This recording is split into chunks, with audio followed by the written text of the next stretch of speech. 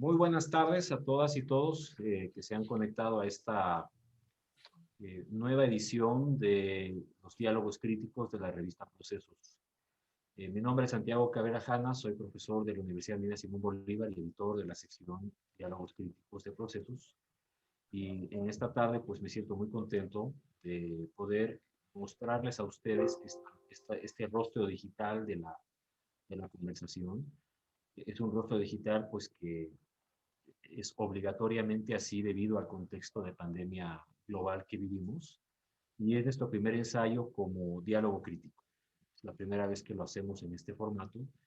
Y yo quiero por ello agradecer a las colegas y también a nuestro querido colega Patricio Moncayo el haber asumido el desafío de participar en los diálogos críticos y de hacerlo de esta forma.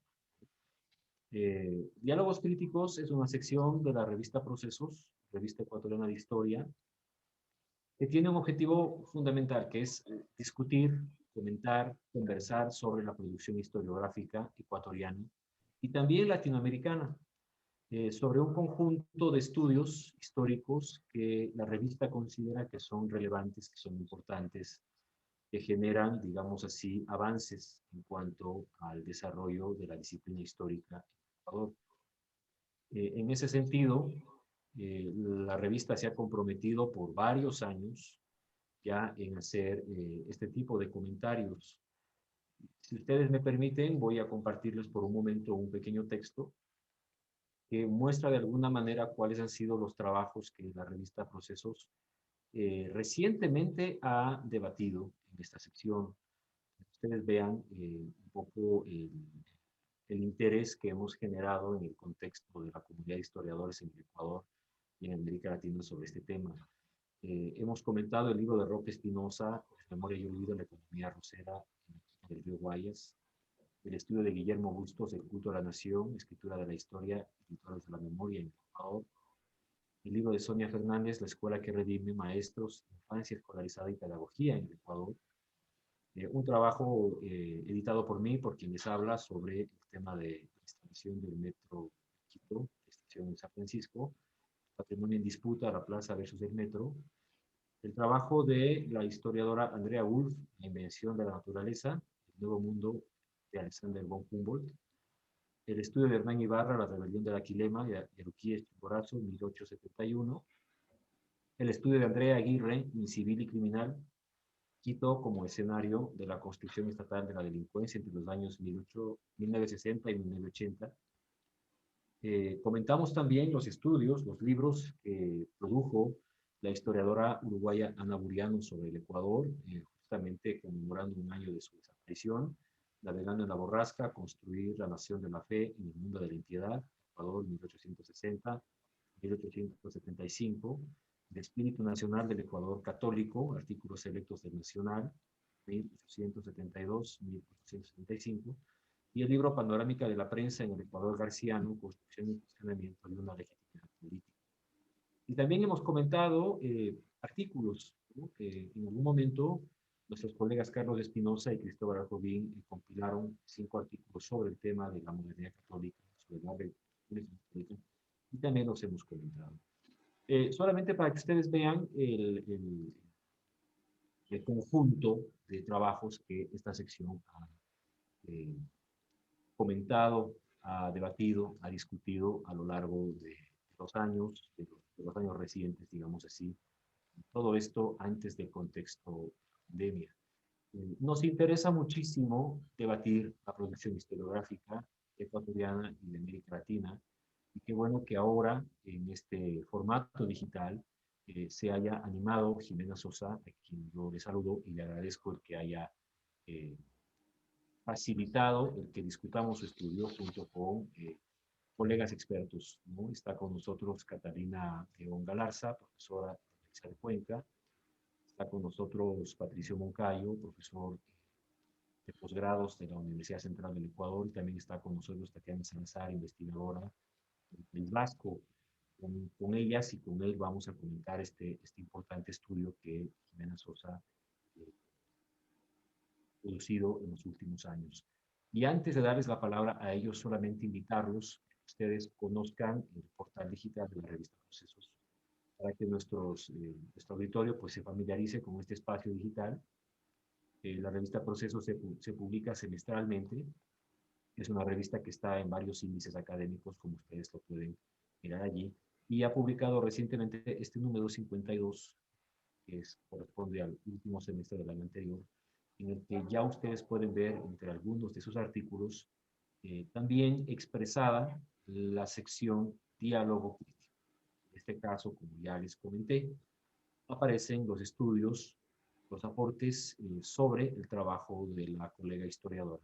En este caso, pues, comentaron su obra Galaxis Borja, el profesor Brian Conaton de México, el profesor Juan Mayhuasca, de Canadá y también de la Universidad Andina, Luis Esteban Bisuto Marcillo, un investigador del Colegio de México, y también tuvo la bondad de responder al debate que se hizo sobre su libro, Hernán Ibarra, al reaccionar al comentario que se hizo a su estudio La rebelión de la Chilena.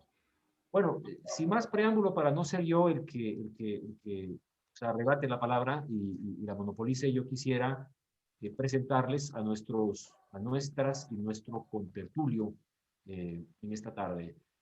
Como dije, nos acompañan aquí Catarina León Galarza, nos acompaña Patricio Mocayo y Tatiana Salazar.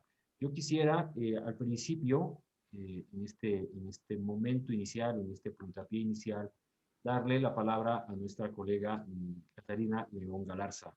Catarina León Galarza es profesora en la Universidad de Cuenca, es una investigadora de los procesos sociales vinculados al género y a la historia en el Ecuador. Catarina León Galarza es una importante estudiosa del contexto, digamos así, cuencano, y ha hecho sendos aportes para comprender la dinámica social y política de nuestro país en la segunda parte del siglo XX. Ella pues ha aceptado la conversación que vamos a tener aquí en este momento, y yo le agradezco muchísimo a ella por su participación en este espacio. Eh, Natalia, Catalina León Galarza, te damos la más cordial bienvenida y pues te damos la palabra. Antes de que comiences, vamos a hablar cada uno por unos 15, 18 minutos y de inmediato pues le daremos la palabra a Jimena para que responda. Catalina, muy buenas tardes. Buenas tardes, no sé si estoy bien con el audio. Parece que sí. Bueno, eh, la verdad, el libro de Jimena para mí ha sido, digamos, de una lectura obligatoria, ¿no? Y realmente estaba esperando muy ansiosamente que por fin se publique, en la medida que al momento estoy haciendo una investigación sobre las mujeres en la política conservadora, justamente en los años 50, que es una parte del periodo que aborda Jimena. Entonces, la he leído y también tengo una preocupación sobre populismo, ¿no? También tengo trabajo sobre populismo, entonces, como quien dice, me sintoniza y me hace clic al paso, ¿no? Bueno, la obra de Jimena representa un trabajo de largo aliento, ¿no? Como ella lo confiesa, ¿no? Maneja en la investigación muchísimos materiales de archivo y muchísimas entrevistas, ¿sí? Entonces es un trabajo serio, sostenido. El enfoque que Jimena propone es la mirada del velasquismo desde el punto de vista del género, la memoria histórica y la cultura política. Y esto, como ella plantea, como novedades de lo que ella hace en su libro. Me parece que desde el punto de vista de la memoria han sido reivindicados nombres que no figuran en el relato histórico oficial o partidista, ¿no? Y esa es una contribución importante porque sabemos que la historia y la política, ¿no? Han sido planteados o han sido vistos desde la memoria, desde la palabra de los grupos hegemónicos. Bueno, de los tres filtros que propone Jimena, me parece que me voy a concentrar, me corresponde concentrarme en la mirada desde el género. Esa mirada del velasquismo es nueva, ciertamente es nueva, ¿no? Mirar un poco, como quien dice, desde el coro, ¿no? De la tragedia griega, ¿no? Desde la gente que la hace, ¿no? No tanto desde la mirada como los trabajos anteriores clásicos sobre el velasquismo, sino más bien desde la gente que construye esa legitimidad. Pero bueno, en todo caso, si bien la mirada del velasquismo, desde el género y la cultura política, la mirada del populismo sí ha sido trabajada desde esas miradas con anterioridad, ¿no? Sobre género y populismo. El valor de la obra, desde mi perspectiva, radica en la presentación de obras que tuvieron un papel activo en la construcción de la legitimidad de Velasco Ibarra. La autora nos cita los nombres de Zoila Yanes de Carrillo, de Judith Terán Barea, de Victoria Samaniego de Salazar, de las maestras Angélica Hidrobo y Angélica Carrillo, ¿no? Aparte del trabajo de Ana María Getschel, ¿no? Que es una mirada sobre educación, por poner un nombre, ¿no? Desde la política me parece que estos nombres, si no me equivoco, puedo equivocarme, es la primera vez que se los saca a la superficie del relato historiográfico. Y bueno, habla de otras también, pero bueno, nos ofrece sus trayectorias. Jimena nos muestra, por otro lado, las perspectivas de Velasco Ibarra sobre el papel de las mujeres en la sociedad y en la política y sobre los derechos, ¿no? Podemos también reconocer en la obra las contribuciones de los gobiernos de Velasco a la inclusión de las mujeres en la esfera pública a través de la educación. Y aquí me parece que desde el punto de vista de la mirada de género tenemos que hacer una precisión interesante, ¿no? Cuando en la página 113, Jimena va a señalar, siguiendo a Sina, que el papel previsto para las mujeres era un papel de apoyo a la ideología y la política dominante, lo que implicaría que ellas pasen de un patriarcado privado a uno público. Me parece que este va a ser el enunciado más importante, más fuerte, que soporta de mejor manera la mirada desde el género, ¿no? Ahora, sí quisiera también señalar algunos aspectos de la obra que me parece contienen ciertas ambigüedades. El primero de ellos se va a referir al uso que la autora hace de la categoría género, y el segundo a las nociones de feminismo, feminidad, así como a la de masculinidades. Me preocupa, ¿no? Académicamente, digo, me preocupa, en lo concerniente a género, que a ratos me parece que hay una oscilación del texto entre el término género, dicho en singular, y las referencias a los dos géneros, o ambos géneros, enunciado ya en plural. Y me preocupa por dos razones. La primera es que como quiera que definamos la categoría género, se refiere a una asimetría en las relaciones de poder, más no a una realidad biológica, y así lo reconoce Jimena. Jimena es consciente de aquello, ¿no? Por ejemplo, en la página 24, entre otras. El uso de la expresión los dos géneros, en cambio, a mí me parece que hace claramente una alusión a las definiciones sexuales, ¿no? Y en esa virtud, cuando nosotros pasamos a hablar de dos géneros o de ambos géneros, se corre un cierto riesgo de una mirada esencialista, ¿no? Con lo que se puede perder de vista justamente el problema de la desigualdad o de la inequidad. Además, digamos, rigurosamente hablando, hay que decir que las identidades de género, como hoy lo sabemos, ¿no? Son mucho más que dos, ¿no? Eso hoy en día lo sabemos con mucha claridad.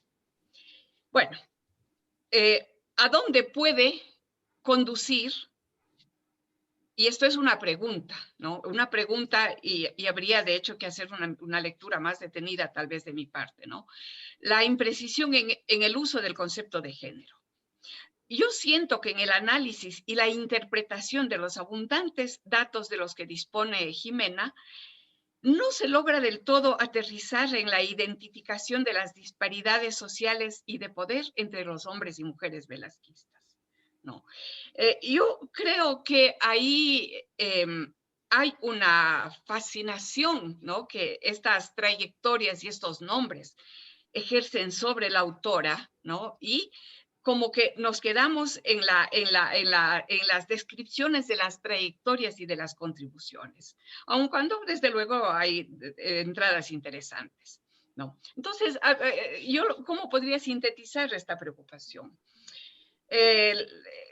Creería que la interpretación se queda un poco a medio camino en la elucidación de los datos a partir de las teorías que Jimena nos enuncia, ¿no? Esta es una primera inquietud, el uso de la categoría género.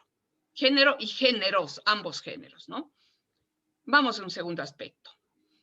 El segundo aspecto me refiero al uso de los términos feminismo o feminismos, como ella lo dice en plural en el tercer capítulo, por una parte, y feminidad por otra. Así como con el término en plural, dicho en plural, de masculinidades. Al hablar de feminismos, nos estamos refiriendo a movimientos de reivindicación de los derechos de las mujeres, movimientos que definitivamente no se quedan circunscritos en el ámbito de la evaluación moral, ¿no?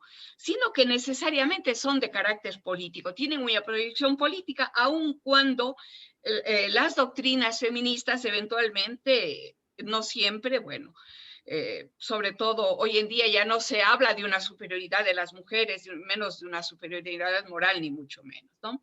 Jimena efectivamente nos trae a colación las perspectivas maternalistas predominantes en el paradigma conservador y ciertamente en el paradigma velasquista, ¿no? En la política velasquista, que también es bastante conservador, ¿no? Y también nos presenta las perspectivas maternalistas que, en cambio, hegemonizan el pensamiento liberal, el pensamiento individualista, si se quiere más vinculado a la modernidad liberal. Y aquí yo quisiera preguntarte, Jime, si tú consideras que los enunciados sobre la superioridad moral de la mujer pueden ser considerados, ¿no? Feministas. ¿Por qué? Porque, como tú bien señalas, si Velasco se las juega en la incorporación de las mujeres, es justamente en virtud de esta consideración de que las mujeres seríamos moralmente, digamos, superiores hasta por estar vinculadas hasta a este ámbito del hogar y todas estas situaciones, ¿no? Entonces, esa es una pregunta, Jimena, y te pregunto porque no me queda tan claro de la lectura del texto. Bueno, en esta misma línea, considero que cuando hablamos de feminidad, estamos hablando de las identidades o de los relatos personales o grupales de ciertos agentes sociales, ¿no? Las feminidades. Me parece a mí, o por lo menos no me queda muy claro, bueno, si se trata de entonces evidentemente de fenómenos de diverso orden. Sin embargo, me parece que a veces feminismo y feminidad se están usando como conceptos intercambiables. Entonces, me gustaría, Jime, que tú me aclares el uso que estás haciendo de estos dos términos. Esto en cuanto a masculinidades, feminidades, feminismos. En esa misma línea tengo una última inquietud, Jimena, ¿no? Es la que se refiere a la noción de masculinidades, ¿no? En el capítulo 3, que se llama Feminismos y Masculinidades. Quisiera preguntarte, ¿a qué se refiere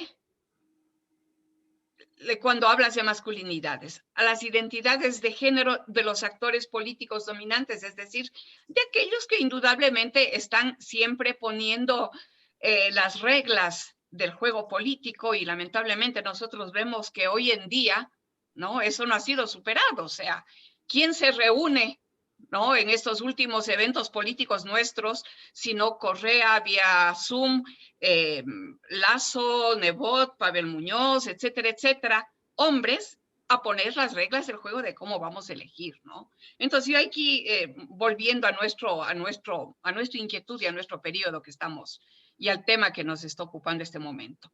¿Te refieres tú, cuando hablas de masculinidades en plural, a las identidades de género de los actores políticos dominantes, es decir, a los hombres velasquistas, o si te refieres a las proyecciones imaginarias de Velasco Ibarra percibidas por el electorado, que es otra posibilidad, ¿no? Es otra posibilidad.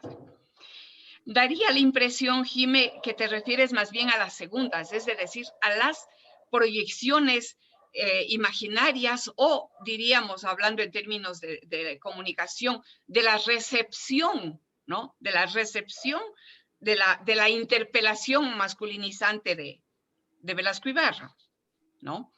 ¿Y por qué me parece esto? Porque tú hablas en varios pasajes de la masculinidad aristocrática e intelectual, que sí, está muy claro en esto en Velasco Ibarra.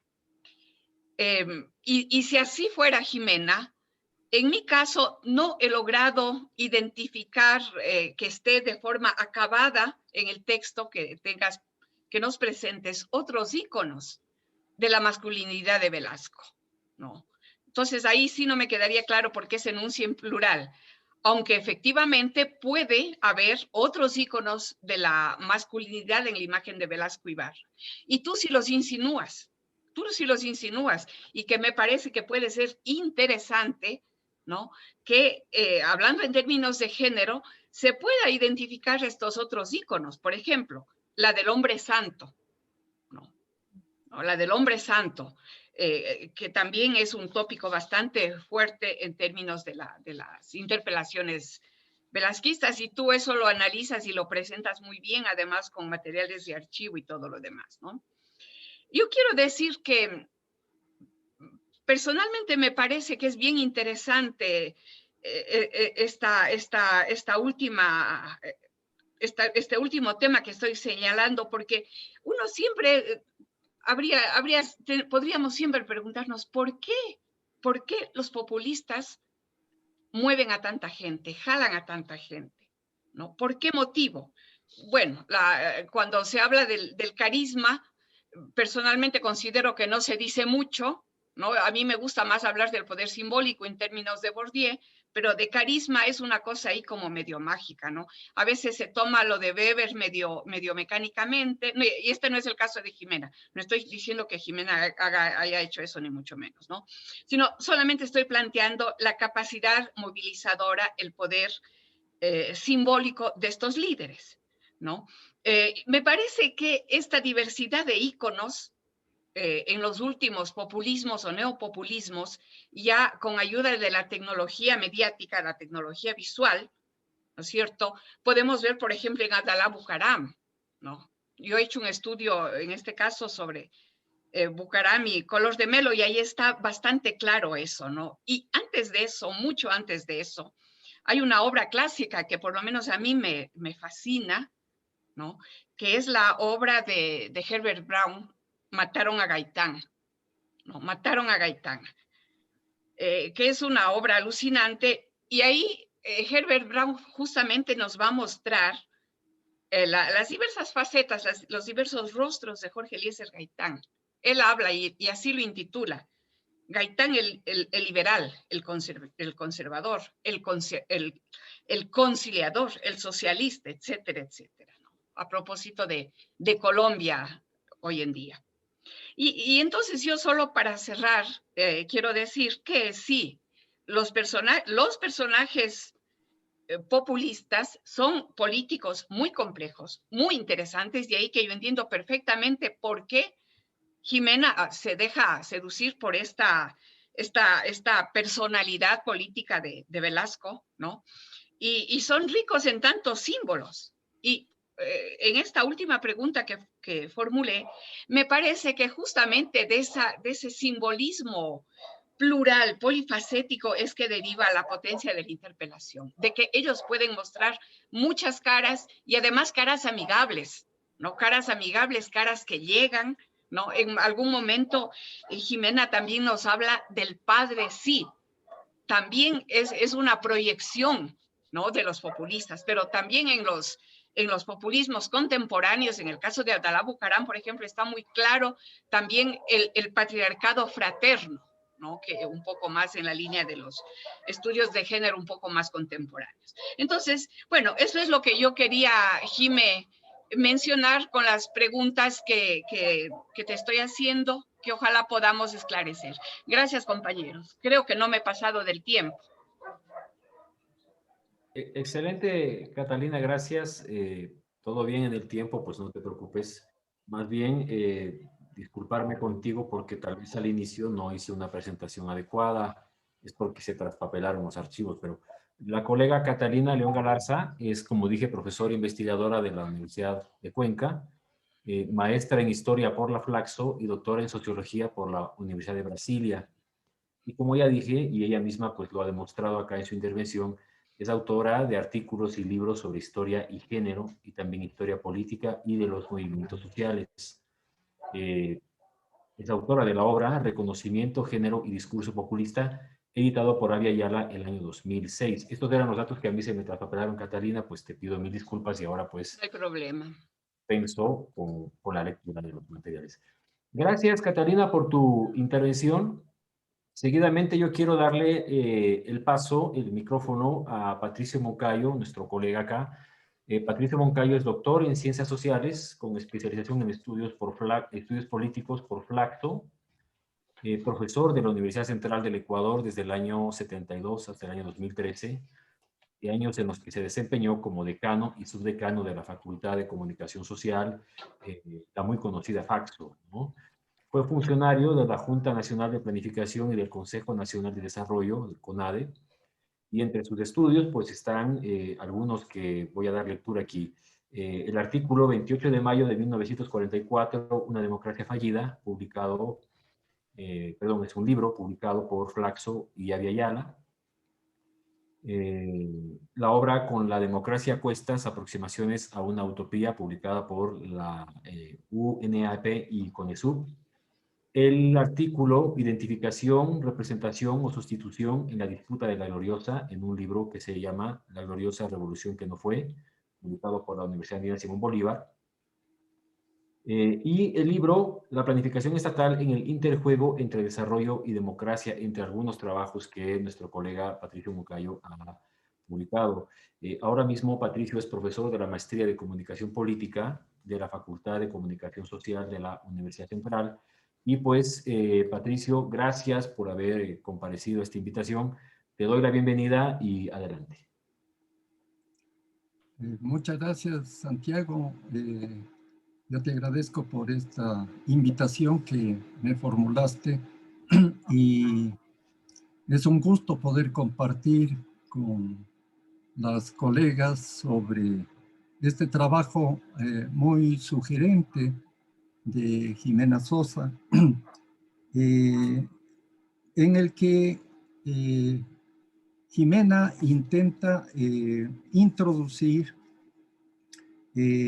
estas nuevas categorías, digamos, que tienen que ver con el concepto de género,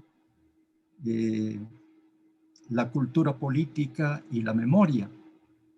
Y me parece que es interesante porque eso nos invita, digamos, a ubicar, a descubrir aspectos de tipo sociológico, de tipo etnográfico, que no necesariamente habían salido en otros estudios sobre Velasco Ibarra, sobre los velasquismos, etc. Me parece interesante yo voy, digamos, a tratar de enfatizar más sobre la parte política. Me parece interesante lo que señala Jimena, en el sentido de que con Velasco un poco se hace presente el pueblo como actor político. Y agrega Jimena que también es importante dentro del pueblo desagregar, digamos, sectores sociales como los trabajadores urbanos, rurales, los educadores, los pequeños comerciantes,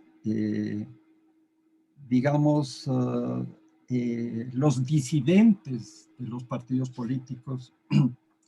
Y me parece que es interesante relacionar esto con el planteamiento que hace Jimena sobre la famosa encuesta de Almond y Verba, que introduce un análisis funcional de la cultura política. De ese enfoque de Almond y Verba, me parece que son importantes los señalamientos en el sentido de que la cultura política podría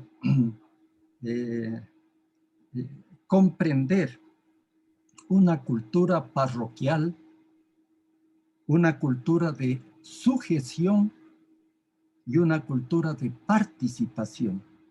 Entonces, cuando Jimena se refiere al pueblo como actor político y dentro del pueblo como actor político ubica estos otros grupos sociales, es importante preguntarse en qué medida, digamos, prevaleció en los distintos velasquismos una u otra cultura, ¿no? En qué medida prevaleció la cultura parroquial, en qué medida prevaleció la cultura de sujeción, en qué medida la cultura de participación. Entonces, yo había pensado que en el capítulo relativo a los 5 velasquismos, quizás se puede jugar con estas categorías introducidas por Jimena, para ver cómo es que se va produciendo esa interacción entre estos grupos a los que se refiere Jimena con Velasco y la interacción de estos grupos entre sí, digamos, ¿no? Entonces, eso me parece que exige un poquito trabajar en el capítulo relativo a las 5 presidencias de Velasco. Me parecía interesante el que en el capítulo respectivo, creo que es el capítulo 2, se agrupen las 5 presidencias de Velasco, pero relacionando las 5 presidencias de Velasco con este enfoque que propone Jimena, de considerar el género, la cultura política, la memoria, sí me parece importante ir viendo en cada una de esas presidencias de Velasco cómo se fueron dando estas interacciones entre Velasco y estos distintos grupos. Yo pienso que es necesario para, digamos, sacar mayor provecho de este análisis que hace Jimena sobre los 5 velasquismos, considerar el contexto, y no solamente el contexto nacional, sino el contexto internacional, porque el siglo XX, como todos sabemos muy bien, fue un siglo muy convulso, un siglo en donde ocurrieron hechos muy, digamos así, dramáticos, ¿no? Entonces, yo creo que una característica que se desprende de ese contexto es la presencia de una gran inestabilidad, ¿no? No solamente social, sino política, cultural. Comienzan en el mundo a aparecer una serie de cambios, ¿no? Y dentro del país también hubo, digamos, un contexto igualmente, digamos así, convulsivo. En cada uno de los velasquismos podemos encontrar estos elementos convulsivos. Eh, por ejemplo, en el primer velasquismo, ¿no? Una característica que se destaca es esa desestabilización que provino de la finalización de la Revolución Liberal, el arrastre de los Alfaro, la pugna al interior de los liberales, ¿no? Porque los liberales no llegaron a constituir un partido unificado. Ahí está la guerrilla de Carlos Concha en Esmeraldas. Y hay elementos, por ejemplo, de cambios en la forma de hacer política, ¿no? Justamente cuando Jimena habla de la presencia del pueblo como actor político, ocurre que, por ejemplo, con Neptalí Bonifaz, se produce una serie de hechos que desembocan en la Guerra de los 4 días, ¿no es cierto? Es decir, la presencia del pueblo como actor político no fue una cosa aceptada, digamos, de manera fácil, ¿no? Es decir, la presencia del pueblo como actor político chocó con una serie de elementos de la cultura política previa, ¿no? Eh, entonces, por ejemplo, nos encontramos con la Constitución de 1929 que permitía que el Congreso descalificara a los gabinetes de los presidentes, ¿no? Por ejemplo, eso pasó con Juan de Dios Mera. Entonces, había un clima, digamos, difícil. Se iba construyendo efectivamente un campo político, pero un campo político en donde las relaciones eran, digamos, bastante inestables. En el segundo velasquismo nos encontramos también con que ya, digamos, los sectores a los que se refiere Jimena en su trabajo, ya comienzan a tener mayor visibilidad, ¿no?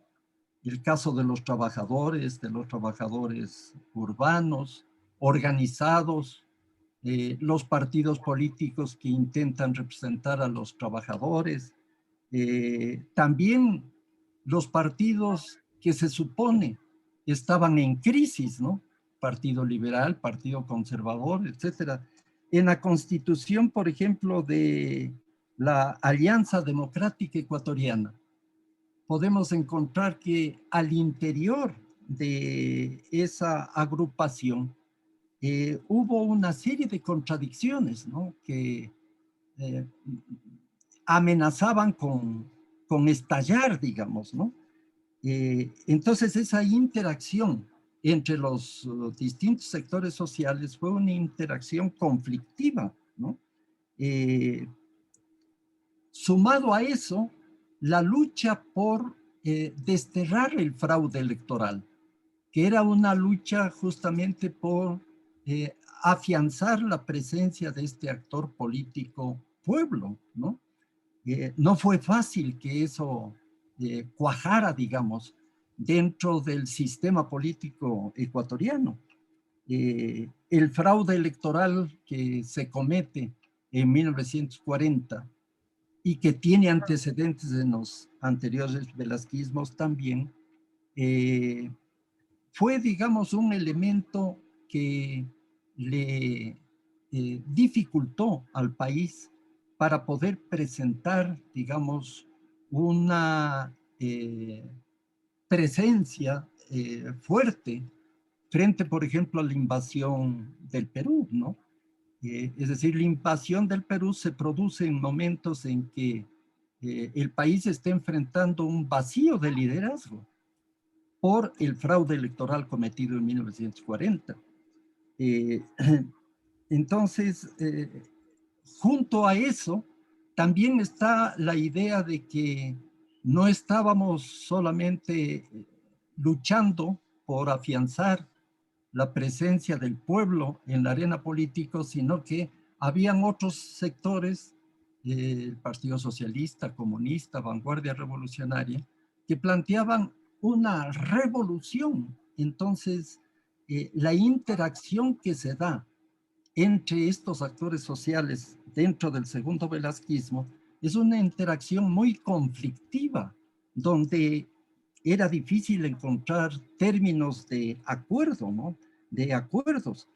Eh, luego, en el tercer velasquismo, también es importante ubicar el hecho de que se había, luego de del 28 de mayo de 1944, se crean condiciones para entrar a un periodo de estabilidad política que fue excepcional, ¿no? De 1948 a 1960. Sin embargo, el tercer velasquismo, del 52 al 56, sí, digamos, también es portador de gérmenes de inestabilidad, ¿no? El ataque a los medios de comunicación, clausuras de periódicos, de revistas, ataque a periodistas como Juan Cincielo, ¿no? En términos, digamos, bastante exagerados, ¿no? El hecho de que en la elección presidencial de 1956, el presidente Velasco interviene, ¿no? De una manera directa en la campaña electoral. Primero a favor de Chiriboga Villagómez, luego a favor de Carlos Guevara Moreno, finalmente a favor de Ponce Enríquez. Y entonces el planteamiento de Velasco, ¿no? O el Frente Democrático Nacional me aplasta a mí o yo aplasto al Frente Democrático. Entonces, siempre había ese clima de confrontación, ¿no? También, digamos, en el quinto velasquismo, en el cuarto velasquismo, se producen vientos de inestabilidad parecidos a los que se dio el 28 de mayo de 1944. Está presente la Revolución Cubana de 1959, está presente el anticomunismo como derivación de la Alianza para el Progreso, está presente, digamos, el fantasma de la revolución, ¿no? Se hablaba de que en los 60 iba a producirse una revolución. Surgen partidos como el Partido Socialista, el Partido Comunista Marxista-Leninista, que levantan la bandera de la lucha armada, ¿no? Es decir, había la idea de que a la vuelta de la esquina se iba a producir la revolución, pero no se produjo eso, sino la dictadura militar de 1963. Y finalmente, en el quinto velasquismo, nos encontramos con que hay una suerte de moderación de parte de Velasco Ibarra, ¿no? Es como que el quinto velasquismo marca el capítulo final de una era política de la historia del Ecuador. Ahí, por ejemplo, Velasco comienza a mostrarse más moderado. Sin embargo, hubo una arremetida desestabilizadora que provino de Antil en 1929, que le dio armas o argumentos de 1970.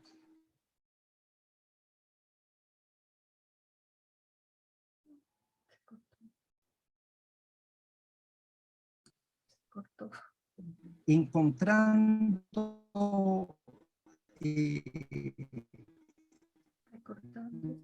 los vínculos que hemos para cultura, memoria política, estos distintos episodios del problema de audio. Contextos históricos diferentes, ¿no? Patricio. Finalmente, una importante también recoger con relación a la cultura política, por ejemplo, a la que alude Jimena. Patricio, tenemos una dificultad de conexión, me parece que es tu señal de internet.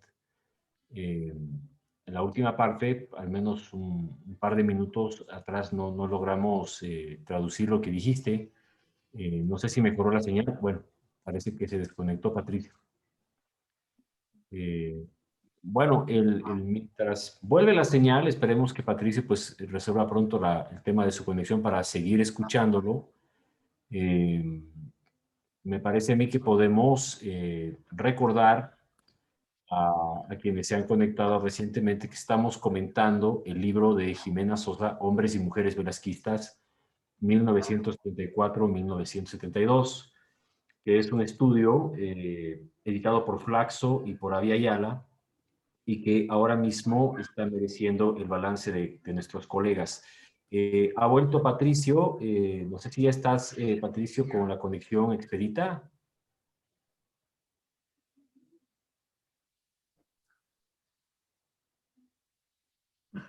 Ahí. Patricio. Está cortado el micrófono de Patricio, por si acaso. Está silenciado, pero no le tenemos en el vídeo. Patricio, si estás ahí, danos una señal de vida, por favor. Bueno, y también un poco hasta que Patricio entre en la conexión, invitarlos al auditorio, a los participantes que se inscribieron y que están aquí en la sala. Si hay preguntas, pueden dirigirlas al chat para poder recogerlas y poder transmitirlas a Jimena. No habrá mucho tiempo para poder traducir todas las preguntas, pero sí al menos algunas. Ahora sí vemos a Patricio en la pantalla. Patricio, gracias. Por favor, retoma la conversación porque hubo un problema de conexión, entonces adelante. Está sin audio. Si Está puedes sin poner tu audio. micrófono, Patricio. El micrófono tiene silenciado, creo. Sí, tiene el micrófono silenciado. Patricio, ¿puedes encender el micrófono?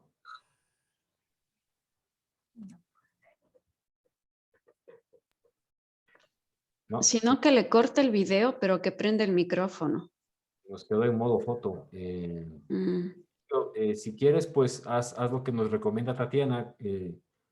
Quita el video y eso mejora la señal porque no hace streaming en internet. Entonces, no sé si puedes hacerlo y si no, damos el paso a Tatiana y luego tú retomas si es que tienes problemas de conexión.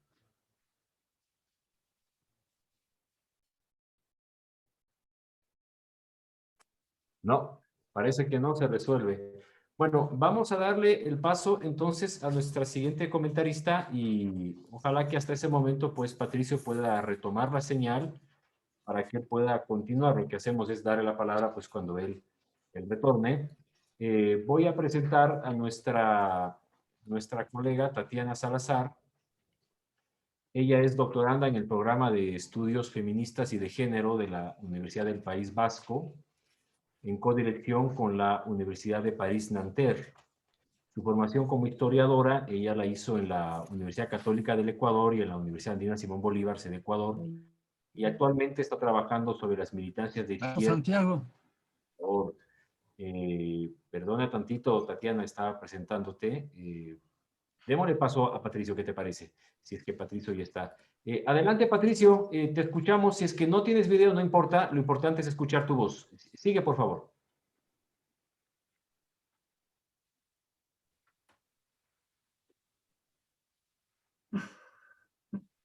No, parece que no, Patricio. Bueno, entonces... sí, Patricio, te escuchamos. Patricio. Perfecto.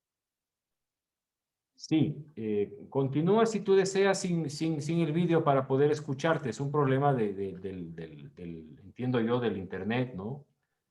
Por favor, si es que quieres continuar, pues este es el momento. No, se va la señal. Lo siento. Tatiana, puedes empezar entonces ahora. Cuando venga Patricio, enseguida lo colocamos luego de tu intervención, por favor, para poder avanzar con el diálogo. Adelante, Tatiana. De acuerdo, ¿sí me escuchan todo bien? Sí, ya.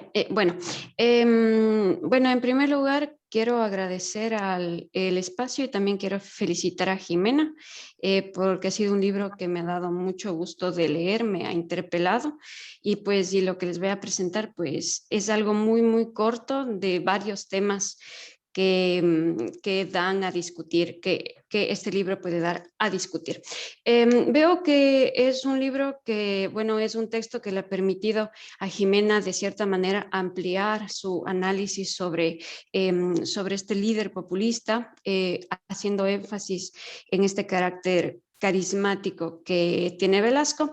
Lo hace desde la historia política, lo hace de una manera interdisciplinaria, dialoga y utiliza categorías que vienen tanto de la historia, de la sociología y desde las ciencias políticas, y yo en ese sentido creo que eso es muy positivo para el quehacer historiográfico. He dividido mi presentación en 3 partes. La primera voy a presentar 2 puntos que yo considero que son como los más relevantes en el sentido de aportes del libro. Una segunda parte en la que voy a tratar sobre puntos críticos que a mí me han despertado y que me han generado como muchísimo cuestionamiento y debate. Y un tercer punto de manera muy, muy rápida sobre los problemas que yo veo. Yo coincido con Catalina León en varias cosas.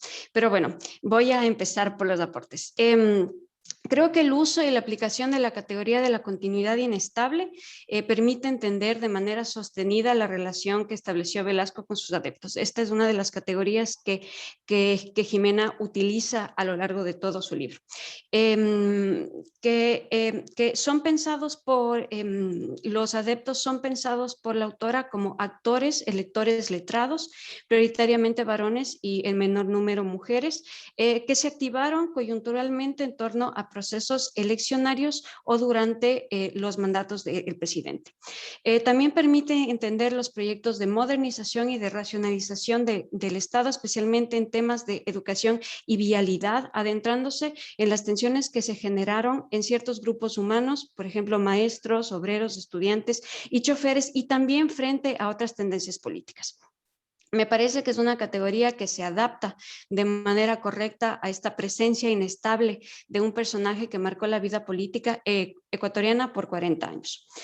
También considero que la categoría de masculinidad aristócrata intelectual en sí es un aporte importantísimo para la historiografía ecuatoriana, amplía el análisis del populismo clásico centrado en la figura del líder carismático y abre una veta de análisis que considera al género como categoría para pensar las relaciones asimétricas de poder entre varones, mujeres y Velasco.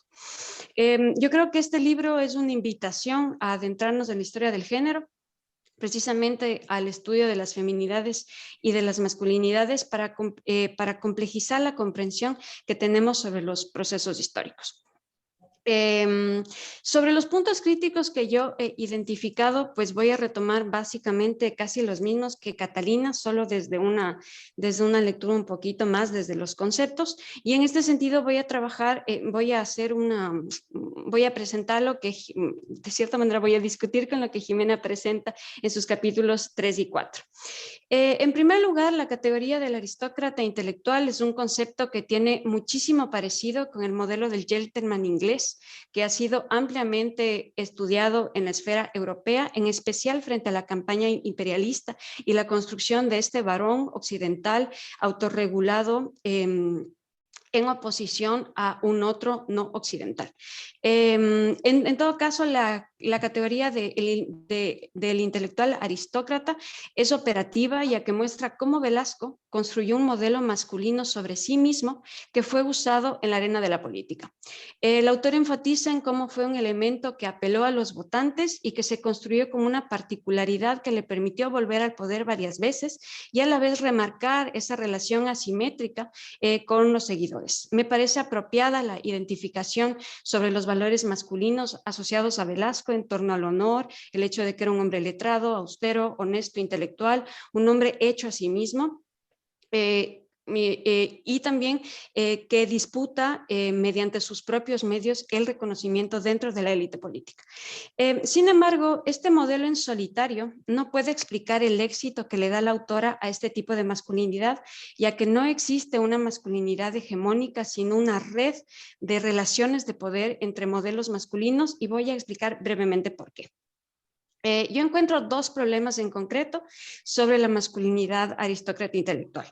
Una parte se debe a la definición dada por la autora y la otra en torno a al carácter relacional del género y sobre el uso de la categoría del género que Catalina ya nos lo dijo con anterioridad. Jimena construye su concepto basándose en el modelo de masculinidad hegemónica, retomando las reflexiones de Connell y que son refrendados por Eleonor Frau. Sin embargo, parte fundamental de la propuesta de Connell es la validación hegemónica de la masculinidad frente a maneras no legítimas de ser hombre, es decir, frente a las masculinidades subalternas. Y este es otro de los conceptos que construye Connell, evidenciando así jerarquías existentes entre las masculinidades. De hecho, los hombres construyen su masculinidad dentro de esquemas de oposición y en referencia a lo que es la no feminidad. En este sentido, las masculinidades son referenciales y relacionales frente a las mujeres, siendo este último punto el menos logrado en el libro, y frente a otros hombres. El análisis unilateral que realiza Sosa no se adentra en la complejidad de las relaciones del género y la manera histórica y cambiante en la que se producen. No permite saber cómo esta masculinidad aristocrática intelectual se convierte en un modelo que ejerce sobre los sujetos, sino que es efectivo, impositivo y siempre funcional para Velasco. Adicionalmente, la manera en la que está construida esta categoría tiene un aire de permanencia. Cuando sabemos que las masculinidades son cambiantes a lo largo del curso de la vida de cada individuo y más aún frente a otros grupos de hombres por un lapso de 40 años. Y si bien la autora pasa por alto el análisis de la masculinidad subalterna en estos términos, hay elementos presentes en el texto que nos permitirían entender cómo Velasco conectó con los votantes de distintas ideologías y clases, abogando siempre a la manera más prestigiosa de ser hombre, porque eso quiere decir que Velasco identificaba distintas narrativas que estaban incorporadas dentro de los sujetos. Por ejemplo, el modelo del padre político, esta idea de la moralidad, este modelo sobre el hombre que se hace a sí mismo a través de sus propios medios, son narrativas que apelaban a distintas maneras de ser hombre, pero la autora no nos dice por qué ni cómo. En concreto, me surge la duda, por ejemplo, en torno a la crisis del paternalismo estudiado por Juan Mayhuashki Lisa North y cómo incidió en las masculinidades del mundo capitalista, rural, trabajador, urbano, que se acentuó desde los años 30, sobre todo cuando Erin O'Connor, precisamente analizando esta crisis sobre el paternalismo, ha identificado cómo los modelos de masculinidad pasaron por un proceso de renegociación, precisamente frente a la ruptura de las relaciones de dominación en la transición al capitalismo y también frente a nuevos modelos de masculinidad venidos del mundo socialista. Pero esta categoría del aristócrata intelectual tiene muchísima potencia y yo creo que permitiría hacer una lectura en clave de género sobre las masculinidades de la élite política.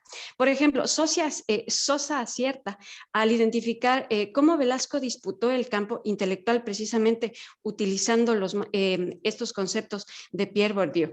Y lo que hace Velasco cuando se ve enfrentado ante los hombres de esta élite política es que precisamente se tiene que ver en ellos, y en este sentido las masculinidades son referenciales. ¿Cómo interactuó con otros intelectuales de la época. Por ejemplo, yo me pregunto si esta categoría nos permitiría entender la construcción que hace Jacinto Gijón y Camaño y que son identificados por Malena Bedoya como un intelectual benefactor.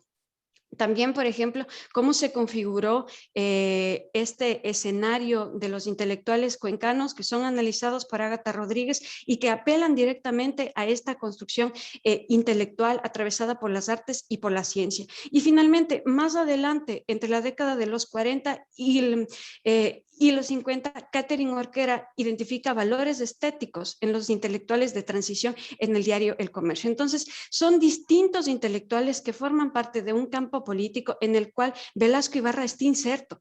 Entonces, esta unilateralidad que le dota Jimena a este intelectual encarnado en Velasco no nos permite mirar precisamente cuáles son las disputas que se dan entre estas distintas maneras de ser hombre. Y finalmente, para acabar con este tema de las masculinidades, yo creo que un aspecto que para mí me quedó como que extrañé que no esté es esta relación entre masculinidad y nacionalismo. La historiadora Nerea Aresti señala que el proceso nacionalista y civilizador ha estado unido a los hombres, quienes son los legítimos representantes de la nación y responsables del grado de progreso de la civilización, además de que encarnan la hombría nacional.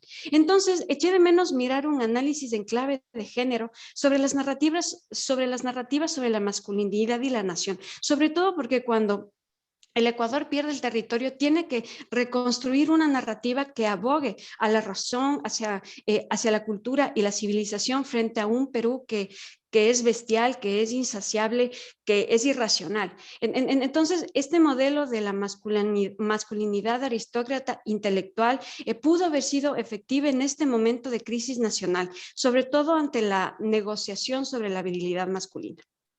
De ahí, el otro punto sobre el que yo les quisiera contar desde mi arbitrariedad, cómo genera lo que nos está proponiendo Jimena, está relacionado a los cambios en el orden del género, que si bien es uno de los temas pues, que no son del todo desarrollados, pero están presentes en el libro. El apoyo que da Velasco a la educación con un fuerte énfasis en la moral y también esta lectura hacia, este apoyo sobre la igualdad jurídica de la mujer alteró el orden del género.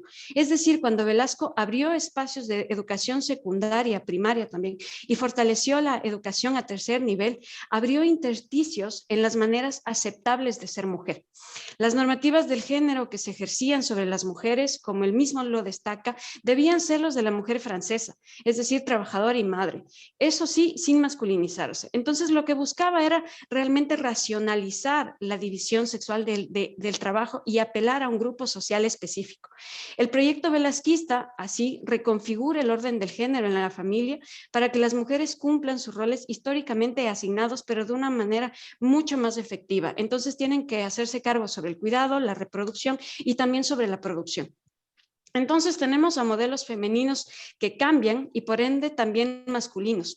Por ejemplo, si bien se alude a las tensiones que se mantuvieron con los varones y que están atravesados por la política, los jóvenes de la década de los 60 y los 70 encarnaron en sí mismo y se reconocen así como una ruptura generacional que es deudora precisamente sobre los cambios educativos que impulsa Velasco.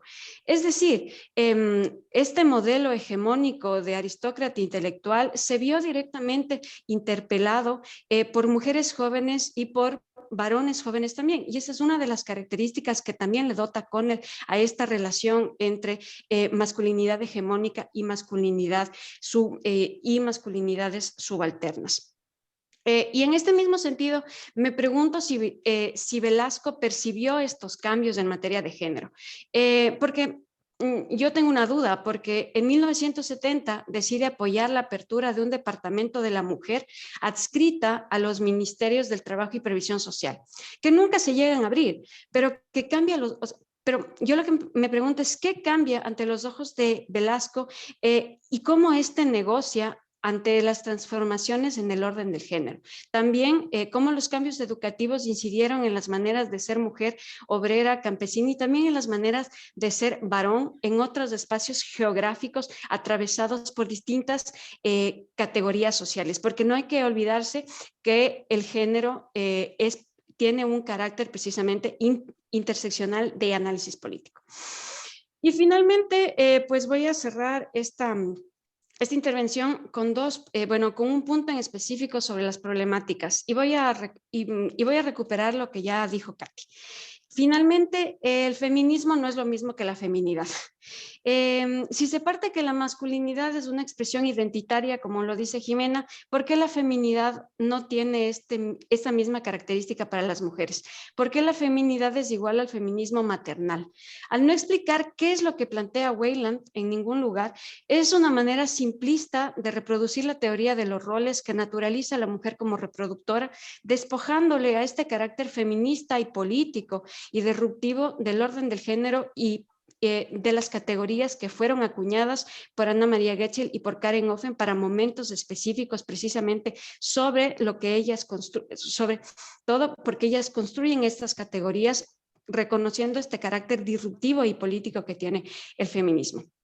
Y digo esto porque la autora señala que las mujeres velasquistas acogieron esta lectura maternalista, como ya lo dijo Katy, manteniéndose al margen de la política, mientras que las liberales acogieron un feminismo de corte individualista que por Jimena es reconocido como verdaderamente feminista, ¿de acuerdo?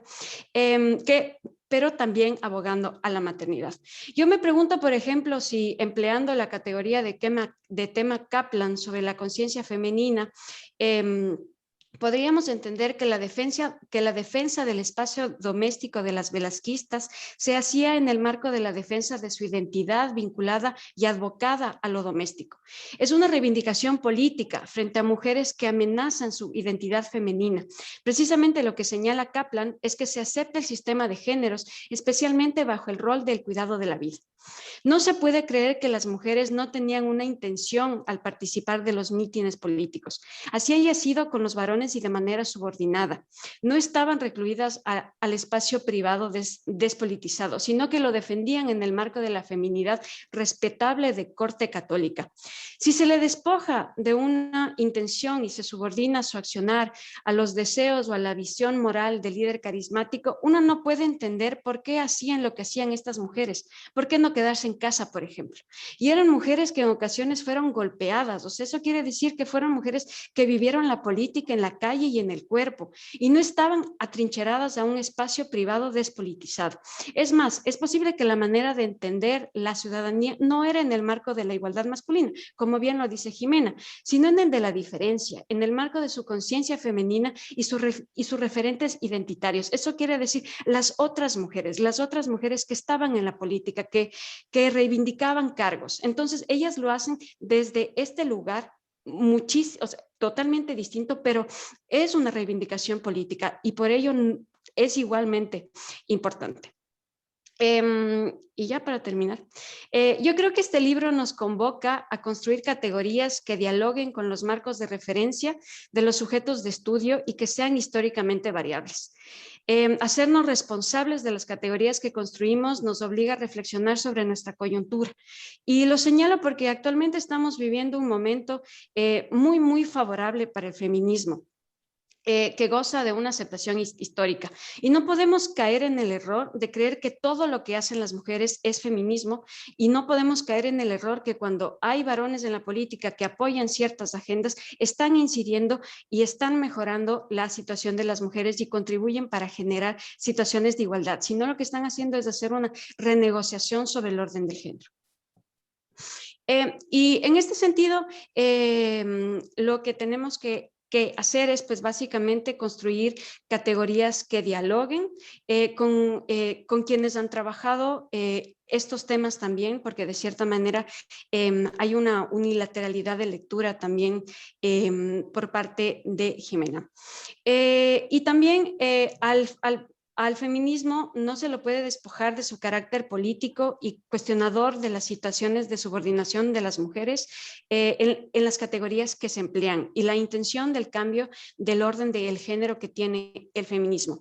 Y tampoco se puede creer que al incluir a las mujeres en un análisis basta, sino lo que nos importa saber es por qué están ahí las mujeres y por qué hacen lo que hacen.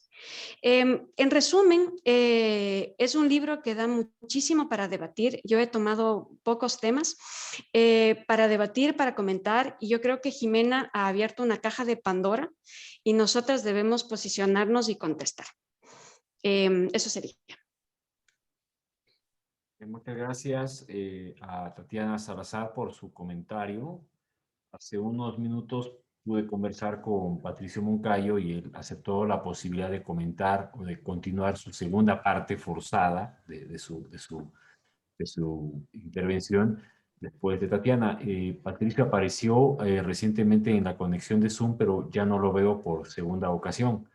Entonces, en estas circunstancias, vamos a darle el paso a Patricio en cuanto aparezca nuevamente en el Zoom y vamos a darle la oportunidad en este momento a Jimena Sosa para que haga un comentario, un redondeo de lo que aquí se ha dicho. Solo para presentar a nuestra autora, la colega Jimena Sosa obtuvo su doctorado en Historia de América Latina con una beca Fulbright en la Universidad de Nuevo México en Estados Unidos. Ha trabajado en varias universidades en los Estados Unidos, en Canadá y en el Ecuador. Fue subdirectora del Centro de Estudios Latinoamericanos y Caribeños en la Universidad de Indiana Bloomington y se desempeñó como presidenta de los ecuatorianistas del ASA por 4 años.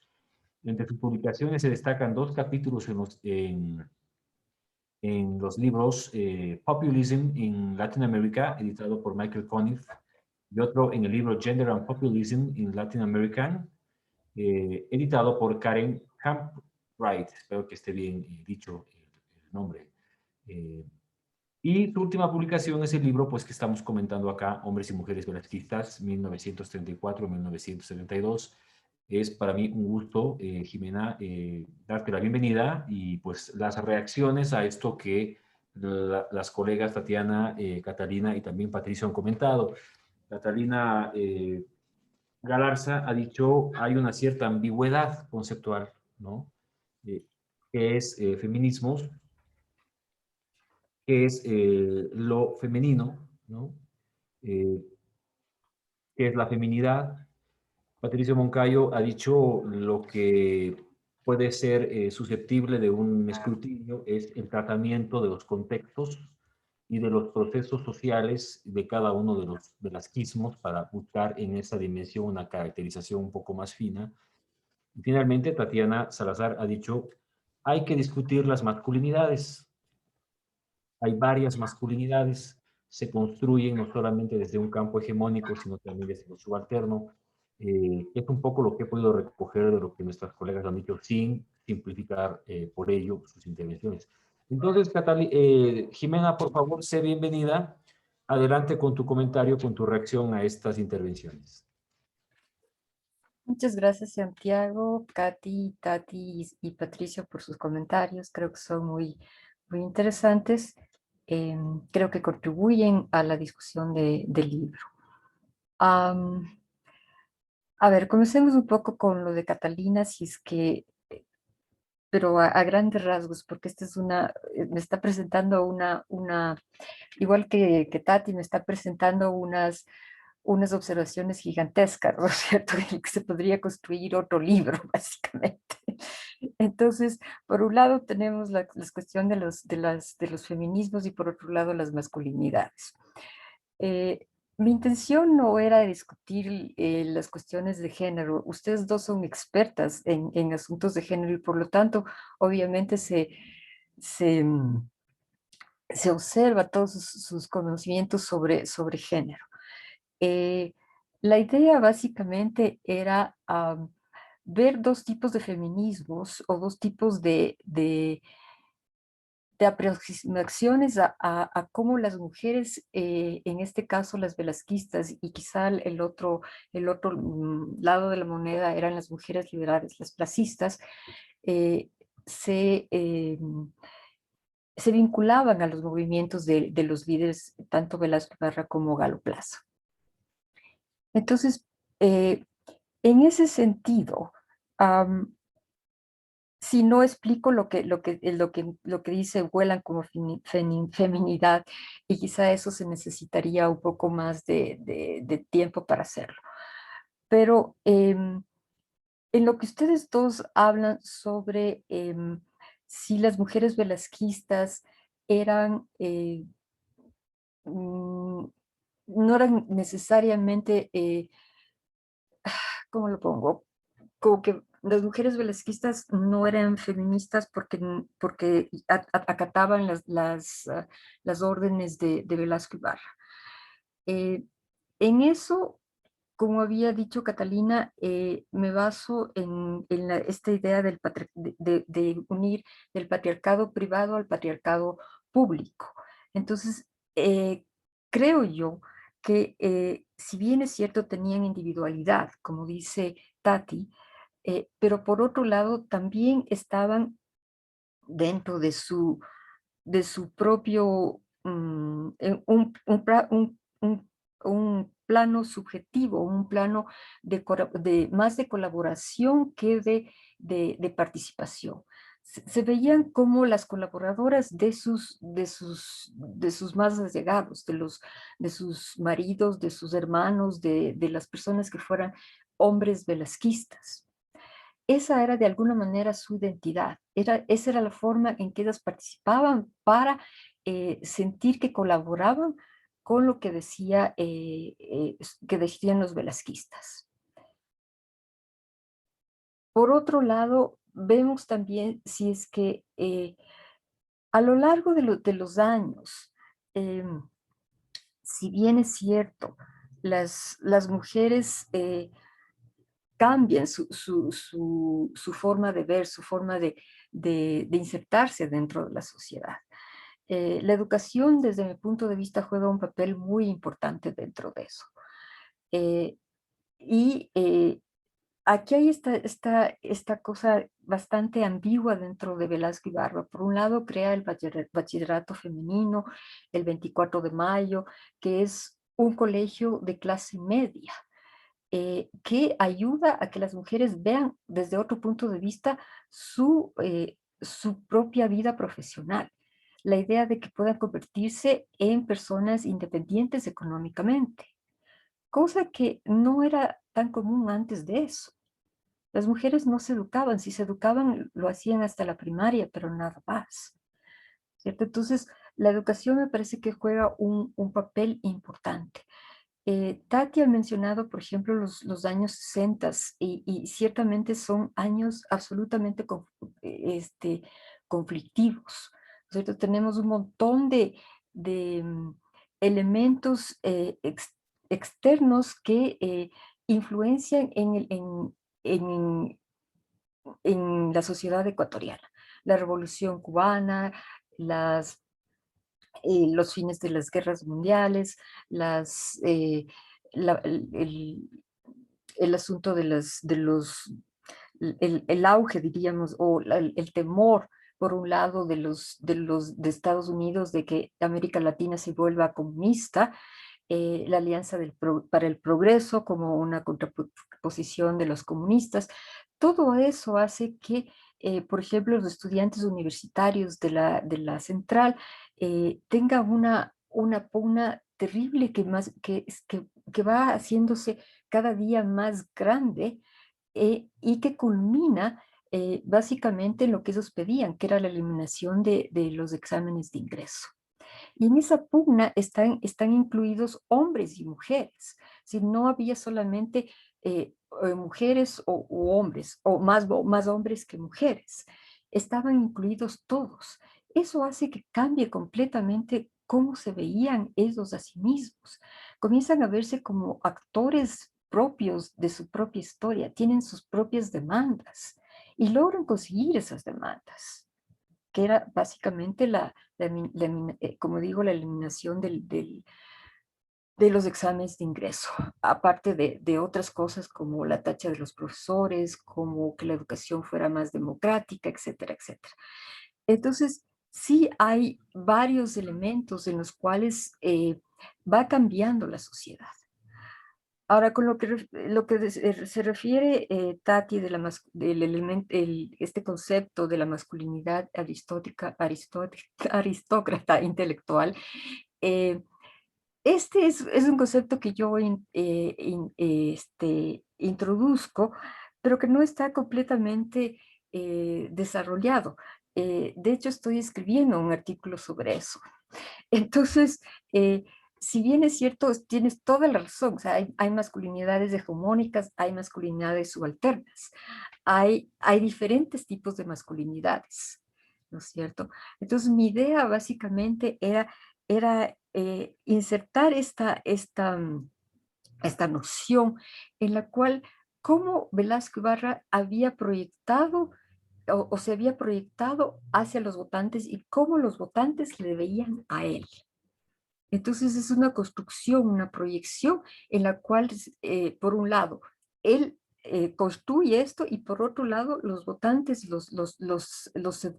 a los que seduce, logran entender esta construcción y lo siguen manteniendo. Si bien es cierto, la sociedad va cambiando, ¿no es cierto? Tenemos una sociedad rural en la primera votación en donde había un 3% de la población que votaba. Hasta cuando llegamos al 68 teníamos entre el 20 y el 22% de la población que votaba. Es bastante reducida la población que votaba, porque era una votación de electores letrados, ¿no es cierto?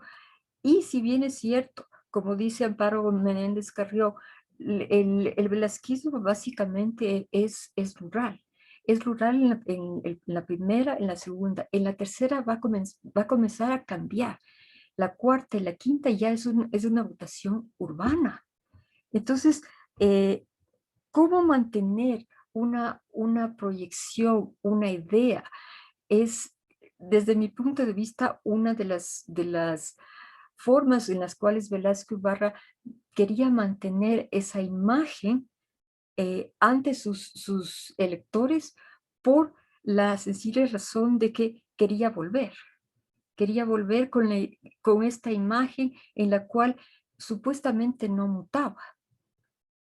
¿No es cierto? Es la misma imagen, hay una imagen, y aquí hablo de dos imágenes, ¿no es cierto? La una que es bastante conocida porque ha sido discutida por historiadores, sociólogos y politólogos, es de un Velasco Ibarra demagogo, con un Velasco Ibarra populista, en el mal sentido de la palabra, porque populismo tiene una acción más bien negativa, y el Velasco Ibarra que prometía cosas y no lo hacía, cosas de estas, ¿no es cierto? Y por otro lado tenemos la otra proyección, la otra imagen de Velasco Ibarra, que desde mi punto de vista es la imagen que fue construida a lo largo de todos sus años, que le permitía volver.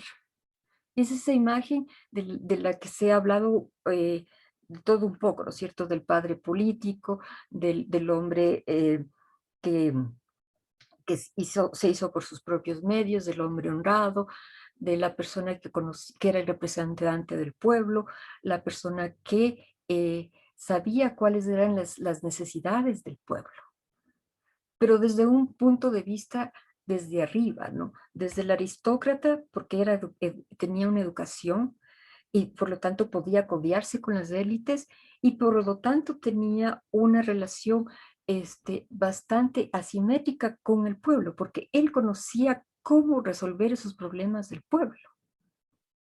Entonces, en ese sentido es lo que yo trato las masculinidades. Ahora, por otro lado, también mencionas el asunto de la competencia, ¿no es cierto? Si bien es cierto, los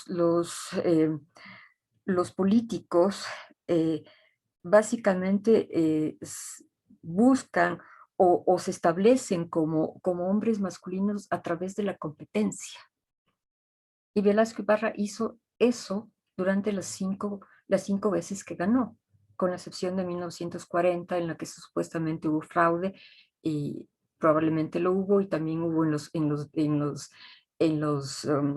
las elecciones velasquistas probablemente. Entonces, tenemos a un Velasco Ibarra que era mucho más fuerte políticamente que sus adversarios. Pensemos en adversarios muy fuertes, como por ejemplo Galo Plaza, como por ejemplo Camilo Ponce. Eran personas muy fuertes políticamente. Y Velasco Ibarra logra conseguir los votos necesarios para llegar a la presidencia. Entonces tenemos yo diría una imagen que desde el punto de vista mío, le quería mantener permanente. Y no necesariamente quiere decir que no es que estaba cambiando la sociedad estaba cambiando. Por supuesto que estaba cambiando, pero también tenemos que reconocer que los pensamientos, las mentalidades no cambian de la noche a la mañana, van cambiando paulatinamente, ¿cierto? Y si seguimos manteniendo una imagen de este individuo que puede resolver los problemas nacionales, es la cosa más maravillosa del mundo. Si pensamos en las votaciones en cualquier país, ¿qué es lo que hace que un candidato logre tener la suficiente votación como para convertirse en presidente o presidenta del país?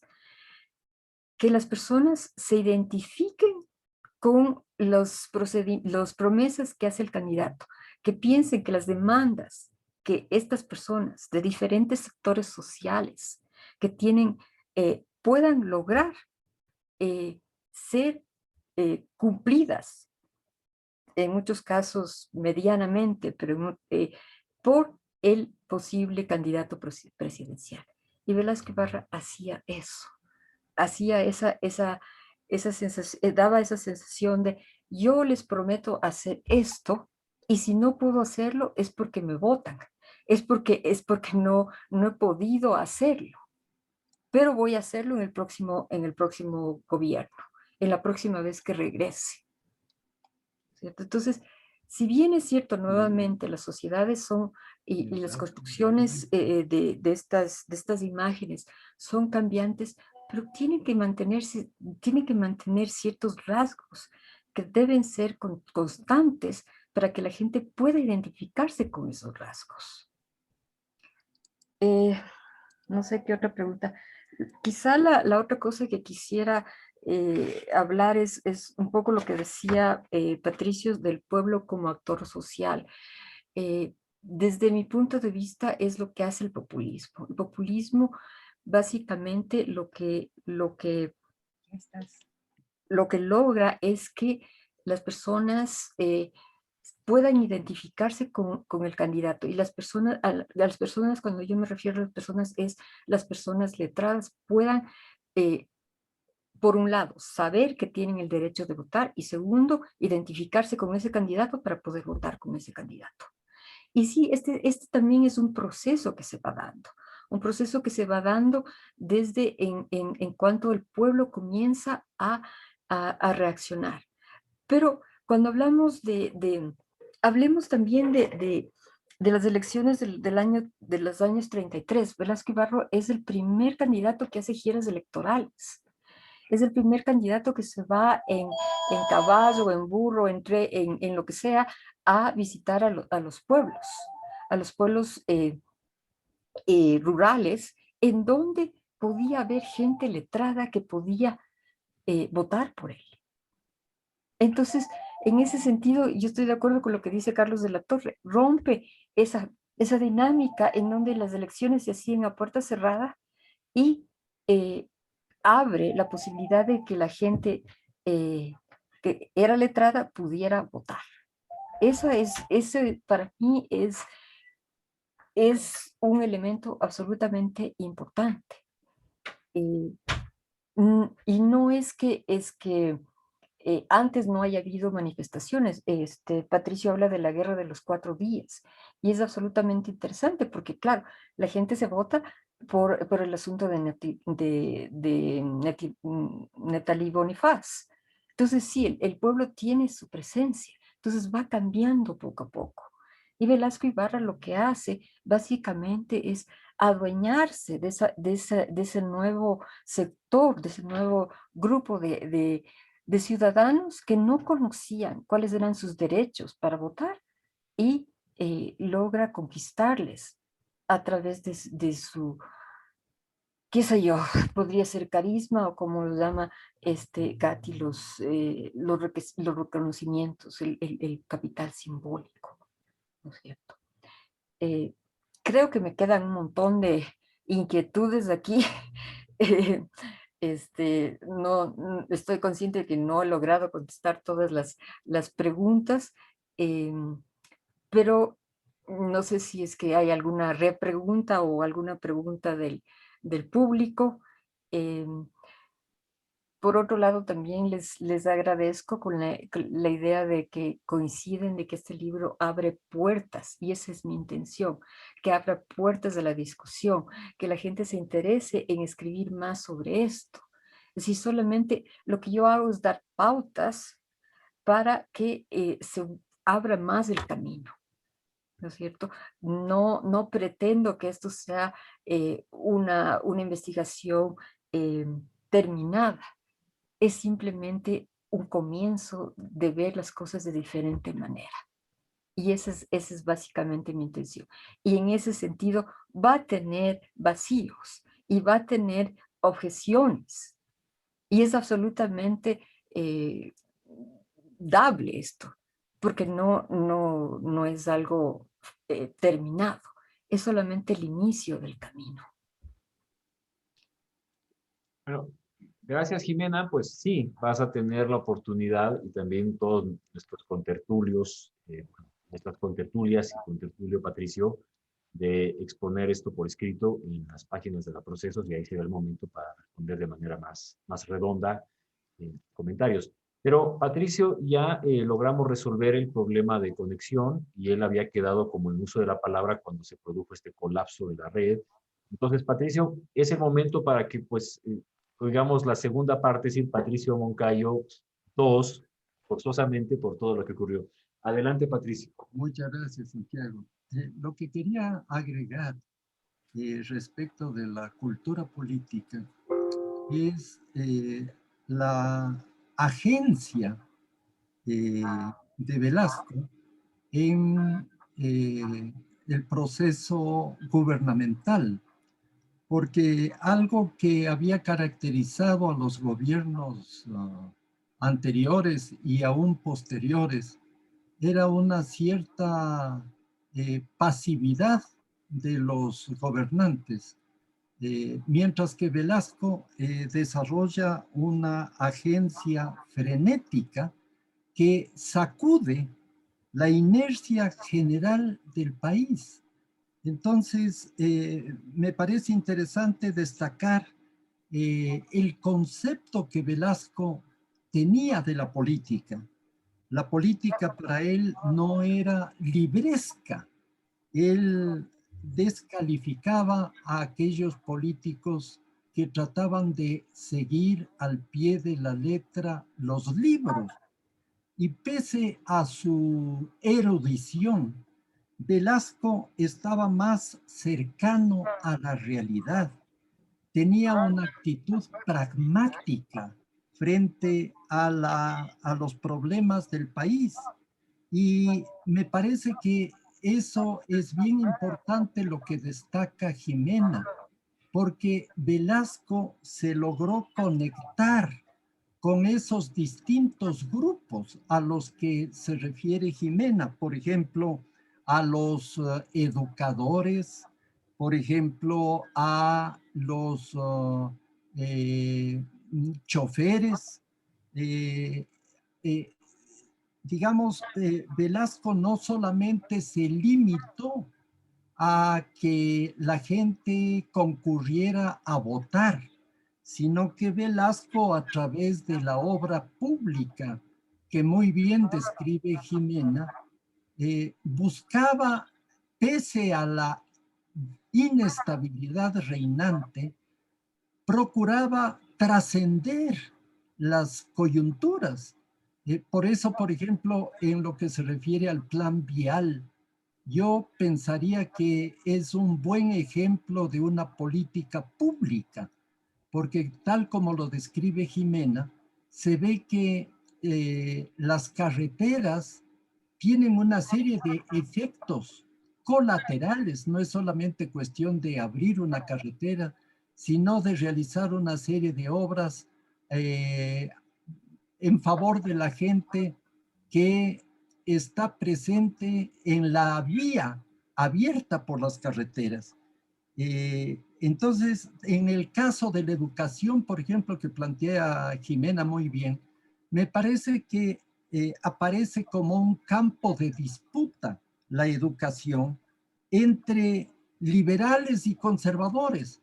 Es decir, Velasco entiende ese litigio entre liberales y conservadores alrededor del laicismo, alrededor de la educación católica. Él no toma partido en ese sentido en favor de la una o de la otra, sino que considera que es necesario superar los dogmatismos, tanto de liberales como de conservadores, y por otro lado, cuando se enfrenta en los 50, en los 60, con los maestros marxistas, también él considera que el socialismo es europeizado y entonces busca desterrar el sectarismo. Y entonces esa contribución de Velasco me parece que es muy importante, igual que lo que plantea Jimena, la apertura a la participación femenina mediante la educación. Es decir, Velasco apuesta a la educación como un mecanismo a través del cual la mujer puede, como bien menciona Jimena, desarrollar ese feminismo de relación. También en lo que se refiere a la memoria, que muy bien anota Jimena, me parece que algo que se destaca es que la actividad febril de Velasco en la obra pública, las carreteras, las construcciones escolares, la actividad que realiza en distintos campos, permitió que esa obra quedara en la memoria de la gente. No sé si el objetivo de Velasco fuese exclusivamente electoral, independientemente de que haya habido esa intencionalidad, pero la obra realizada por Velasco es algo que quedó en la memoria de la gente y sobre todo de los grupos que se sintieron beneficiados. Y por último, en lo que se refiere al quinto velasquismo, me parece que sí vale la pena cuestionar esa afirmación de que Velasco fue el último caudillo de la oligarquía, porque en el quinto velasquismo Velasco se enfrenta a grupos oligárquicos a través de lo que muy bien anota Jimena, por ejemplo, la reforma agraria, el decreto 1001, también la política nacionalista petrolera, la renegociación de los contratos petroleros, la eliminación de las entidades autónomas. Él chocó con los grandes dueños de las plantaciones azucareras, de las haciendas bananeras, es decir, aquello de señalar que Velasco es el último caudillo de la oligarquía me parece que suena a una simplificación. Entonces, sí me parece que la obra de Jimena nos muestra dimensiones de la acción de Velasco, de la acción gubernativa de Velasco, que no habían sido señaladas en otros estudios, precisamente que enfatizan sobre el tema del populismo, pero no sé si el populismo pueda, digamos, dar cuenta de esta riqueza de actividad y de agencia que desarrolla Velasco y de las interacciones que se establecen entre Velasco y estos distintos grupos sociales en los distintos periodos de Velasco, porque no hay, digamos, un solo patrón que se establezca desde el primer velasquismo hasta el quinto, sino que se advierte que Velasco tuvo, digamos, una capacidad para irse adaptando a los cambios de la realidad en las distintas coyunturas. Entonces, eso quería agregar Santiago y colegas. Muchísimas gracias, Patricio, por el comentario, por el parte final esta que nos das en el marco de esta importante conversación que estamos teniendo acá. Jimena, yo tengo un par de preguntas aquí en el chat, no sé si te animas a responderlas. Claro. Silvia Vega nos dice, ¿qué aristas novedosas para la comprensión del velasquismo aporta el análisis de ferroviarios y choferes, entre comillas, y trabajadores urbanos y rurales también, entre comillas, velasquistas, ¿no? Y tal vez junto con una otra pregunta que nos hace Carmita Sosa. Ella dice, quisiera preguntarle a Jimena si el populismo trata de romper los esquemas de los partidos preestablecidos y tradicionales, es un poco lo que nos dice ella. Y un tercer comentario que es el de Fernando Muñoz, que pues lo saludamos acá, que nos agradece por el espacio, pero en realidad son esas dos preguntas, Jimena. Y si puedes también pues acompañar el comentario que Patricio ha hecho acá. Ok, voy a tratar de hacer todo lo posible. Lo que se pueda, digamos.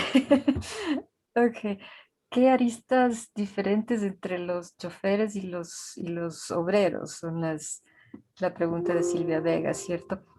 Yo diría que desde mi punto de vista es una de las primeras veces, si no la primera vez que se trata sobre todo choferes y ferroviarios. Es decir, de lo que yo conozco, se han mencionado cosas, pero nunca se ha trabajado mucho sobre estos grupos, ¿cierto? Y la polémica que hay entre Velasco Ibarra y los ferroviarios a mí me parece fascinante porque Velasco Ibarra no creía que el ferrocarril sirviera para nada. No consideraba que valía la pena mantenerlo porque era demasiado costoso y había una burocracia bastante corrupta desde su punto de vista. Mientras que por otro lado los choferes eran probablemente, y nuevamente desde mi punto de vista, los adeptos más grandes de Velasco Ibarra, ¿no?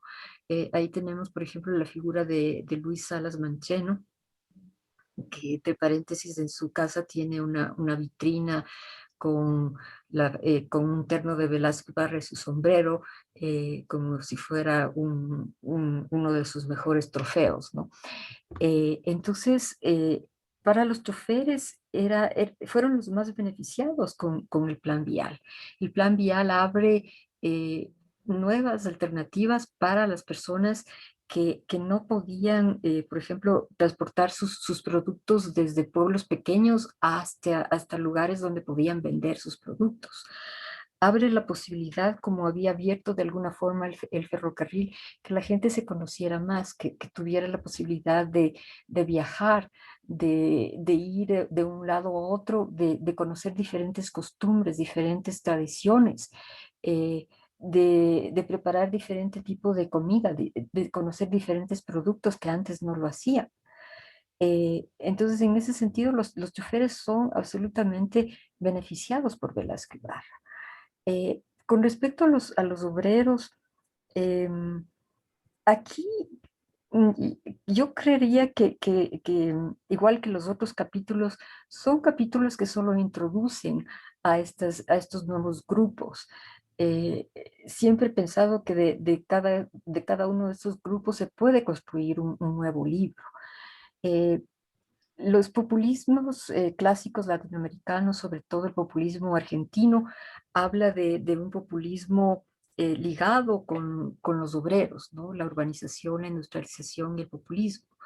En el caso velasquista no se da.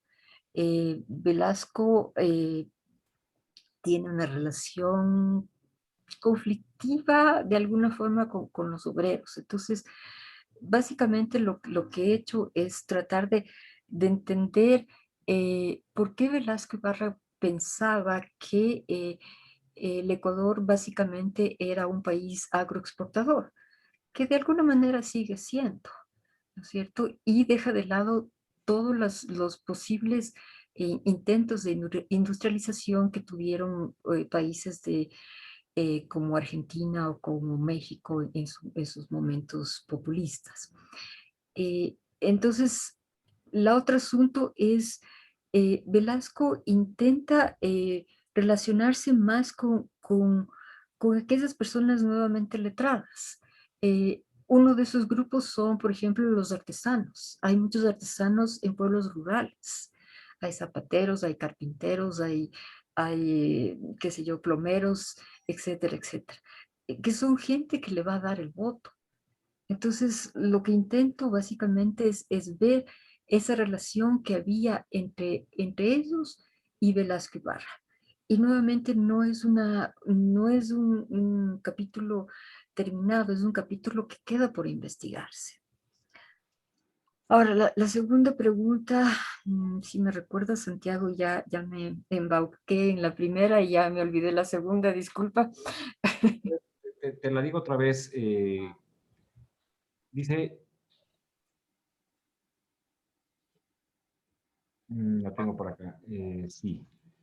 Quisiera preguntarle, bueno, dice, a preguntarte a ti, si el populismo trata de romper los esquemas de los partidos preestablecidos y tradicionales. Yo diría que sí. El populismo, por su esencia, no le interesa institucionalizarse. Al populismo lo que le interesa es tener una relación directa entre el líder y sus coediarios o sus votantes, ¿no es cierto? Y esto se da a lo largo de todos los populismos, el clásico, el neoliberal y el radical o tecnócrata. Eh, Al populismo no le interesa tener instituciones. Eh, no le interesa que haya canales en los cuales los ciudadanos puedan ir a hacer sus demandas o sus protestas o cualquier tipo de críticas. Le interesa que haya una relación inmediata entre el votante y el gobernante. En ese sentido, Velasco Ibarra no se afilió ni al Partido Conservador ni al Partido Liberal. Eh, en ese sentido, también Pablo Cuble habla de que Velasco Ibarra era un católico liberal, así como también Carlos de la Torre lo hablan de esas formas. Nuevamente, si vemos la ideología velasquista, es una ideología ecléctica en la cual toma muchos elementos que pueden ser liberales, conservadores, y yo diría hasta ciertos elementos comunistas de la época.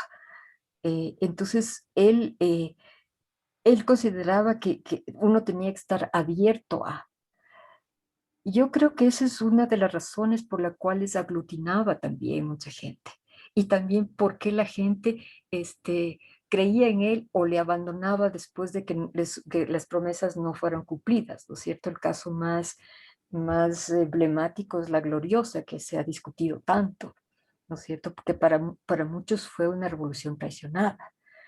Entonces, sí, no quiere hacer instituciones. No sé si eso aclara la pregunta o crea más dudas todavía, lo cual es perfecto.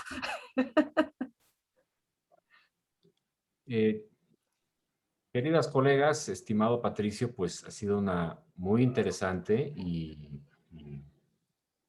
sostenida discusión sobre el trabajo de nuestra colega Jimena Sosa, Hombres y Mujeres Velasquistas, en 1934-1972, un estudio publicado por Flaxo y por Avia Yala, y gracias por haber participado en este diálogo crítico. Como yo les dije en privado, el compromiso no queda con esta conversación, hay que ponerla sobre papel, hay que ponerla sobre blanco y negro, digamos, en sendas comentarios que ustedes van a hacer para que la revista los pueda publicar en breve. Y para quienes no pudieron estar en esta grabación de Zoom, les cuento que Procesos tiene un canal de YouTube y vamos a subir esta conversación en los próximos diálogos críticos para que puedan ser pues revisados, visitados nuevamente o pues utilizados como material de conversación, como material de diálogo y de debate. Quiero nuevamente agradecer a todas ustedes y también a Patricio, a Catalina Garza por su disposición y sobre todo por la amistad, ¿no? Y por la siempre apertura que tienes, Catalina, para colaborar con la revista y con nosotros acá. También a Tatiana Salazar por todo el esfuerzo que hizo al aceptar esta invitación. Allá, pues, en Francia son como 5 horas de diferencia, me parece, pues ya entenderán, o 6 horas. 7 horas. Ya verán ustedes el esfuerzo que Tatiana ha hecho por estar aquí, ¿no? Y por eso movimos a las 4 de la tarde. Y cómo no a Patricio Moncayo, que pues siempre es un placer escucharlo, la agudeza de su análisis, su visión desde la perspectiva sociológica es siempre importantísima. Quiero también agradecer al área de historia, a Catherine Orquera, mi colega en la producción de la revista Procesos, en el trabajo del comité de redacción, al profesor Guillermo Bustos, editor en jefe de la revista Procesos, al Departamento de Informática de la Universidad Andina, y especialmente quiero hacer una mención aquí cortísima, si se me permite, con un poquito de humor también, a los estudiantes del posgrado de la Maestría de Investigación en Historia de la Universidad Andina. Ellos se han movilizado pues muchísimo a nivel de redes sociales y han sido pues muy ágiles en promover todas las actividades que hacemos en el área de historia, también en una clave muy generacional y muy acorde con los tiempos actuales, ¿no? Y entonces ellos hicieron su propia divulgación en redes de este diálogo crítico. Y aquí solamente para mostrarles uno de los memes, ¿no? Aquí está. ¿Por qué tan arreglado Homero? Pues porque hoy es el debate sobre el libro de hombres y mujeres velasquistas, muchachos, ¿no? Es un poco también para pensar a dónde nos está llevando todo este proceso de transformación del sensorium digital y la propia divulgación de la disciplina histórica. Entonces, también es un homenaje para ellos y por todo el apoyo que nos han dado. Que esté muy bien, les agradezco mucho y a todos nuestros personas que participaron en el auditorio, pues también muchas gracias por estar aquí. Nos vemos en el próximo diálogo crítico. Estén pendientes.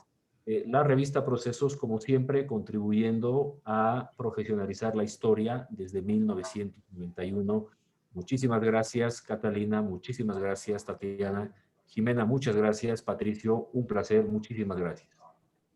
Gracias, Santiago. Gracias. Gracias.